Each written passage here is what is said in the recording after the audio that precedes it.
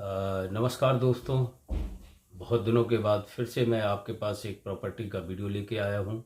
जो young investors हैं, hundreds of message करते हैं कि हमको रियल इस्टेट में अगर इन्वेस्ट करना है, क्योंकि अभी भी सेफ़र माना जाता है, तो उसके किस तरीके के what is the procedure they should follow.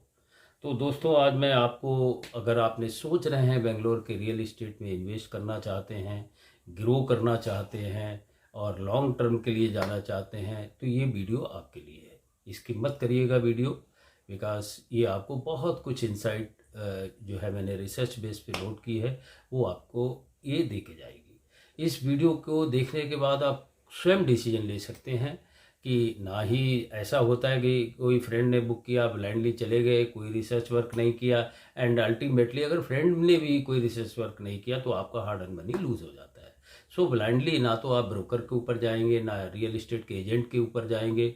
आप अपना स्वयं डिसीजन लेंगे या किसी रिलेटिव फ्रेंड के। You will get in depth knowledge how to move, how to grow in the real estate, because ultimately it is your hard earned money. So be with the video till the end.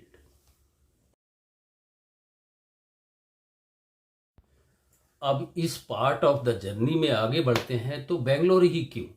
Investors पूछ सकते हैं, Y is only Bangalore. उसका सबसे बड़ा reason है कि property कभी भी, जो बिल्डिंग एप्रिशिएट नहीं करती है, लोकेशन एप्रिशिएट होती है। कभी भी कोई अपार्टमेंट की बिल्डिंग तो अप्रिशिएट करती नहीं, द लोकेशन, और the location is giving to investors, that only matters for investment to real estate. और उसमें बेंगलोर जो है वो अव्वल दर्जे पे आता है, on the first place in India. क्यों? क्योंकि यहाँ आईटी सिटी बेंगलोर है और यहाँ पर थाउजेंड्स ऑफ द ब्रांडेड कंपनियाँ हैं। इंडिया के हर कोने से यहाँ पर लोग जॉब सर्च करते हैं, फिर शुरू में रेंटल पे रहते हैं, बाद में अपना ग्रो करना चाहते हैं। That's why. एंड और रीज़न है, जब जॉब आती है, I will tell you, metro आती है, इंफ्रास्ट्रक्चर बढ़ता है, एम्प्लॉयमेंट बढ़ता है, हाई इनकम पॉपुलेशन बढ़ता है, ये सारे रीजन एक बेंगलोर सिटी को, आपको रियल इस्टेट को में इन्वेस्टमेंट करने के लिए आपकी एक वजह बनते हैं। क्यों बनते हैं? Again I told you, IT companies हैं, वेरियस स्टार्टअप्स हैं, एआईज आ रही है, और जीसी के जो भी आईटी रिलेटेड कंपनीज आ रही हैं, तो उसकी वजह से वो जो है सिटी ऑटोमेटिक जो एक मूव में आ जाता है ग्रो करने के लिए। And that is the better charge, that is the only single reason for Bangalore to grow and investor thinking to invest in the property. अब जो सबसे ज़्यादा यंगस्टर्स गलती कर जाते हैं, बिकॉज ऑफ फ्रेंड्स के जरिए, रिलेटिव्स के जरिए, कि इन्होंने बुक किया है तो देख के किया होगा, सेफर किया होगा, ऐसा नहीं है। आप अगर ये चीज़ स्टेप लेते हैं कि बिल्डर बड़ा है तो मेरा इन्वेस्टमेंट एकदम बहुत अच्छे से ग्रो हो जाएगा, ये टोटली गलत है। सही क्या है वो मैं बता रहा हूँ। प्रोफेशनल इन्वेस्टर्स जो होते हैं वो रिसर्च अपनी करते हैं, एकदम पैसे को अपना हार्ड एंड मनी नहीं देते हैं। उसमें वो क्या रिसर्च करते हैं? बिल्डर नहीं है, कोई भी बिल्डर, गेटेड हो, प्रेस्टीज हो, गोदरेज हो, कुछ भी हो, अगर उसकी लोकेशन गलत है, which cannot provide you yield, which cannot provide you good resale, then उस बिल्डर, चाहे प्रेस्टीज हो, शोभा हो, गोदरेज हो, उसका कोई मतलब नहीं है। तो पहली थिंग है लोकेशन, रिसर्च में देखना है। फिर देखता है बिल्डर का जो फाइनेंशियल बैकग्राउंड क्या है। ये कहीं ऐसा तो नहीं है कि फाइनेंशियल जो है ड्रॉप डाउन बिल्डर है, इसका बहुत लीगल केस चल रहा है, उसकी इन्वेंट्री है। अगर आप हिस्ट्री, हमेशा मैं नए इन्वेस्टर को बोलता हूँ, अपना इन्वेस्टमेंट करने से पहले उस बिल्डर की हिस्ट्री जरूर देखें आप। What he has given earlier project में, उनसे मिलिए, वहाँ जाइए, थोड़ा कष्ट उठाना पड़ेगा, आपका हार्ड एंड मनी है, तो आप मिलिए। एंड उनसे आप जब रिएक्ट करेंगे, जो लोग रह रहे होंगे, they will give you the history कि what type of this builder, इसने एमिनिटीज़ क्या बोला था, क्या दिया है, क्या लीगल इशू है। तो बिल्डर का ये सब होता है track record, which you can do it, it is on the ground, you can ask, you can travel, and you can become. And then the सबसे बड़ी क्वालिटी होती कि भाई ये बिल्डिंग, अपार्टमेंट बनाई किसने, क्या है कंस्ट्रक्शन क्वालिटी इसकी। That also you will like Prestige give for Larsen and turbo, which is biggest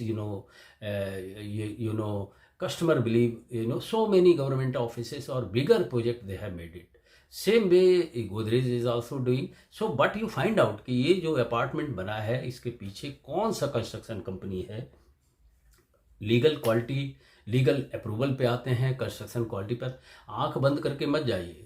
अभी जो गाइडलाइन है लेक के किनारे है और क्या लीगल इशू है एनजीटी की, बिकॉज अगेन अप्रूवल्स स्टेट का भी मैटर करता है, सेंटर का भी मैटर।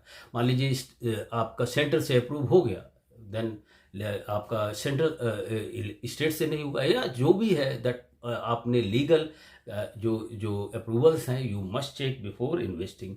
रेंटल डिमांड उस लोकेशन पे क्या है, सर्वे कर लीजिए, वहाँ लोग रह रहे होंगे, पूछिए कि आपका 2 BHK है तो आपका कितना रेंटल मिल रहा है, या आपने ये 4 साल पहले लिया था तो कितने में लिया था, अपना अभी कितना जो है अप्रिशिएट हुआ है। These are the factors, very common factor. Exit option क्या है, मान लो कहीं ऐसा क्लच में ना फंस जाएं, जब भी बुक करें, जब भी देखें, पूछिए डायरेक्ट। आपका गोदरेज में बुक करते हैं, शोभा में, ब्रिगेड में, कि आप अगर आज मैं बुक कर रहा हूँ इसको तो इसमें एग्जिट ऑप्शन क्या है, 15 महीने है, 18 महीने है, इन रिटर्न। वो सेल्समैन तो आपको बोल देगा कन्विंस होने के लिए, नहीं sir any time you can exit. तो अगर एग्जिट कर रहे हैं तो फिर कितना कमीशन वो ले रहा है एग्जिट करने का, तो that you also keep in mind. These are the, अगर ये सब देख रहे हो तो आपकी प्रॉपर्टी, और मैं आगे बताऊंगा टिप्स, तो यू कैन इन्वेस्ट, आपको बहुत कुछ एजुकेशन, बहुत कुछ मिल जाएगा, so that you can take a better decision. अब चलो मैं आगे बढ़ता हूँ व्यूअर्स, एक आपको गोल्डन फार्मूला बताता हूँ, बहुत बेसिक है। मैं उस तरीके का यूट्यूबर नहीं हूँ, अपनी रिसर्च करता हूँ और आपको जो बेसिक्स है उसमें मैं एजुकेट भी करता हूँ। तो एक गोल्डन फार्मूला बता रहा हूँ, जब भी आप इन्वेस्ट करें ये फार्मूला आप ध्यान रखें। प्रोफेशनल इन्वेस्टर के लिए, यंग इन्वेस्टर के लिए क्या फार्मूला वो अपनाते हैं, वो देखते हैं जॉब्स, किस लोकेशन पर जॉब्स आ रही है। देन फर्दर देखते हैं कहाँ पर लोग ज़्यादा रेंटल और उसका देख रहे हैं। एंड देन रेंटल डिमांड उस लोकेशन पे क्या है, और प्रॉपर्टी प्राइस क्या है। ये 4 factor, again I will repeat, jobs, people, rental demand and property price. मैंने बहुत कुछ लिख लिया है बिकॉज कहीं कुछ इंपॉर्टेंट डाटा मिस ना हो जाए, इसलिए मैं अपना जो स्क्रिप्ट बनाता हूँ, जो रिसर्च बेस, और फिर आप तक लेके आता हूँ। प्रॉपर्टी प्राइस, अगर किसी एरिया में टेक पार्क आ रहा है तो it is a indication that this area will grow, simple indication. अगर किसी एरिया में मेट्रो आ रही है तो that also will give you a positive sign कि this area will again grow. And अगर किसी एरिया में स्कूल, हॉस्पिटल्स आ रहे हैं, then again employment, because these are the factor which brings the employment, which brings the infrastructure. और अगर ये जो चीज़ें आ रही तो समझ लो ग्रोथ 100% होने वाली है। अब इतना सारा तो मैंने आपको बता दिया व्यूअर्स। अब हर कोई जानना चाहता है, बेंगलोर 5 पार्ट में डिवाइड है, west zone, central zone, east zone, north zone and south zone. कहाँ पर इन्वेस्ट करें, अगर करें तो क्यों करें और क्या रीज़न है, these are the question you should have multiple questions before investing. तो मैं वजह भी बताऊंगा, जैसे वाइट फील्ड किस लिए बेस्ट है, क्यों लोग इसमें करेंगे। रेंटल इनकम इधर ज़्यादा है, surrounded by so many IT company, IT employees इधर बहुत ज़्यादा रहते हैं। रेडी फ्लैट्स हैं, जो जिसमें रेडी टू मूव फ्लैट है उसमें आप चले जाइए तो आपको ग्रोथ मिलेगी, रेंटल मिलेगा। मेट्रो ऑपरेशनल है इस एरिया में, मैक्सिमम पार्ट अगर देखें, रेंटल डिमांड बहुत ज़्यादा इस एरिया में आपको मिल जाएगी, as I told, surrounded by so many IT company. अब आ जाएं आप Sarjapur, because biggest growing area in the Bangalore is east. Bangalore, Sarjapur जो आता है ईस्ट बेंगलोर में आता है, फास्ट ग्रोइंग है। मेट्रो अभी जस्ट एक थर्ड फेज़ की मेट्रो, थर्ड फेज़ का अनाउंस हुआ है, मेट्रो एक्सपेंशन का प्लान है, तो पहले से लोग इस पे नज़र रखे हुए हैं, ले लेते हैं। टेक पार्क आ रहे हैं, मल्टीपल एग्जिस्टिंग है और भी आ रहे हैं after announcement of sweet city. And then future appreciation की डिमांड है इस एरिया में। अब आ जाएं आप हेब्बल की तरफ, towards airport. Hebbal is a center place on the Marathahalli, KR Puram, Koramangala center place पे आता है। तो हेब्बल में जो भी प्रीमियम इन्वेस्टर हैं, अगेन प्रीमियम में देखना है, because again your money is safer, airport connectivity मिलती है। बिजनेस पार्क रहते हैं उधर, लग्जरी डिमांड इस एरिया में है, you can have a growth. Then you come down to north Bangalore, way most talked about Devanahalli. Airport के पास बहुत इंफ्रास्ट्रक्चर बिल्डअप हो रहा है, बहुत से स्टार्टअप्स आ रहे हैं, बहुत सी कंपनीज आ रही हैं. तो you can say airport connectivity, STRR satellite ring road connectivity की वजह से बिजनेस कॉरिडोर बन रहा है. इसकी वजह से मेट्रो, चूंकि एयरपोर्ट की तरफ है तो मेट्रो आ ही रही है. तो these span for short term and long term 7 to 10 year will give you A multiple growth of your investment. दोस्तों मैं आगे बढ़ता हूँ. फिर सवाल आता है फ्लैट लें या प्लॉट लें या फ्लैट लें. तो इसमें भी बहुत से प्रॉस एंड कॉन्स हैं, धीरे धीरे समझने की कोशिश करते हैं. अगर आप जो है फ्लैट लेते हैं तो उसके पॉजिटिव साइन है कि आपको रेंटल इनकम इमीडिएट, आपने लोन भी हो गया 20% डाउन पेमेंट देके, आपका रेंटल इनकम हो जाएगा. इजी लोन मिल जाता है क्योंकि आपको इंस्टॉलमेंट बेस पे देना पड़ता है. इजी रीसेल हो जाता है, आपने एक रीसेल का डाल दिया है तो तुरंत बायर्स मिल जाते हैं. लेस हेडेक होता है फ्लैट में क्योंकि आपकी जिम्मेदारी नहीं है, पानी नहीं आ रहा है, बिजली नहीं आ रही है, बिकॉज एसोसिएशन है वो इसकी देखभाल करती है. और आप कहीं पे भी सिक्योरिटी के हिसाब से any time you can move, which you cannot do for your plot. Plot के लिए क्या है प्रॉस है, प्लॉट का लैंड एप्रिसिएशन होती है तो आपको मैक्सिमम मिल जाता है. नो डिप्रिसिएशन ऑफ स्ट्रक्चर है क्योंकि कोई स्ट्रक्चर तो बना नहीं है, तो कोई डिप्रिसिएशन का सवाल नहीं है. लॉन्ग टर्म में आपको एप्रिशिएट मिलेगा. कॉन्स क्या है? No rental income, till the time आप होल्ड करते हैं कोई रेंटल इनकम नहीं है. फिर लीगलिटी का जो आपको देखना पड़ता है अप्रूवल, कहीं कोई इनक्रोच तो नहीं कर रहा है, वेदर एनी सेफर सिटी, वो एक आपको सरदर्द बना रहेगा. लीगल वेरिफिकेशन बहुत ज़्यादा आपको देखना होगा. अब मैं ऐसे कॉमन बताऊंगा जो यंग इन्वेस्टर्स हैं, 10 अगर आपने चेक कर लिया तो आप पीसफुल माइंड से उस प्रॉपर्टी को इन्वेस्ट कर सकते हैं. Because ultimately it is your hard and money. You must check this 10 point which I have written down. I will read it out. RERA registration, number 1 point. Number 2 EC certification. Third one is khata. Khata means खाता. Then approved plan है या नहीं है. Occupancy certificate इस floor इस development को मिला है या नहीं है. देन सेल डीड परफेक्टली है या नहीं है. बिल्डर लिटिगेशन में तो नहीं फंसा हुआ है. वाटर सोर्स उस एरिया में क्या है. Again it is a Bangalore, everywhere you see the water scarcity, तो why not to check before investment. Maintenance charges इतना ज़्यादा तो नहीं है कि आप जिसे रेंट पे दे रहे हैं 2 BHK 50,000 और उसका जो मेंटेनेंस आ रहा है 15,000, तो फिर again it effect. You must talk what ever the, आप उससे डिस्कस करें कितना मेंटेनेंस होगा. देन फ्यूचर रोड प्लान क्या है, क्या इंफ्रास्ट्रक्चर सराउंड में आ रहा है, school, colleges, lefted hospital, shopping mall, ये आपकी चेक है.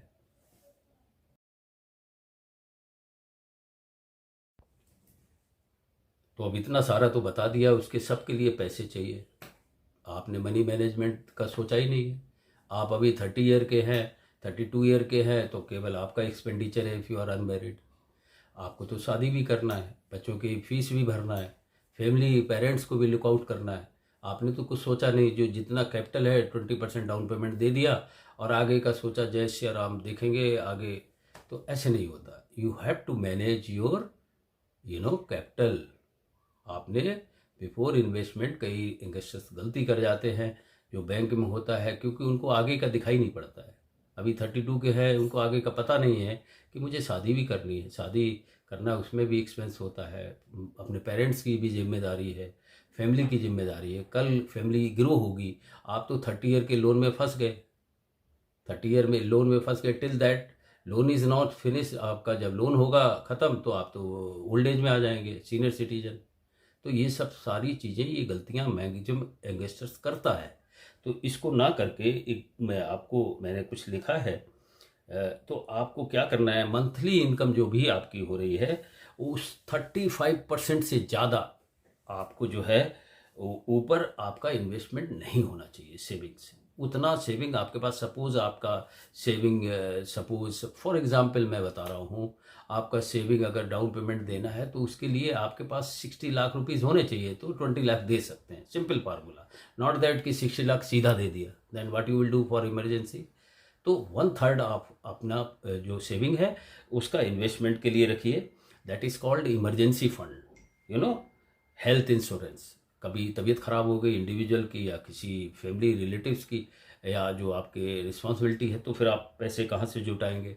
रजिस्ट्रेशन चार्ज का सोचना है, इंटीरियर अगर फ्लैट ले रहे हैं तो उसका भी सोचना है, मेंटेनेंस भी सोचना है। सब कैलकुलेट करके आपको ये प्रॉपर्टी के बारे में सोचना है। सिर्फ डाउन पेमेंट करके और मैंने फ्लैट मेरा हो गया और बस ऐसे मनी मैनेजमेंट नहीं होता है।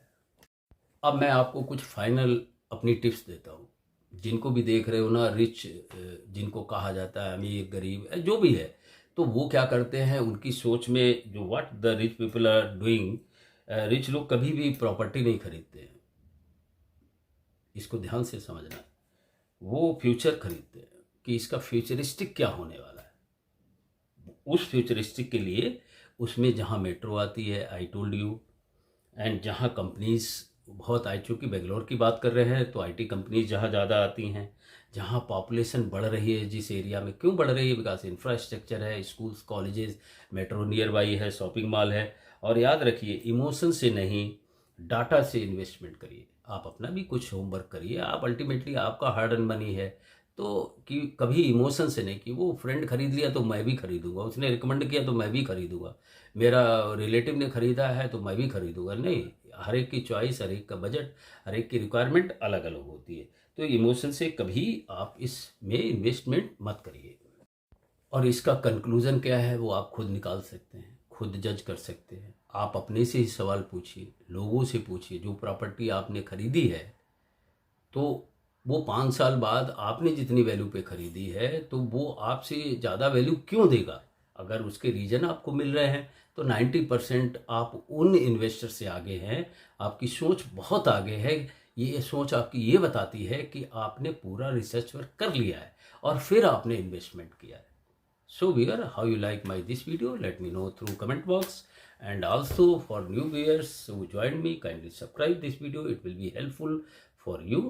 And also जो व्यूअर हैं हमारे तो उनको रिक्वेस्ट है कि kindly subscribe to your friend and contact so that they can be also benefited whatever the research work I have given for the young investor. Till then, bye everyone.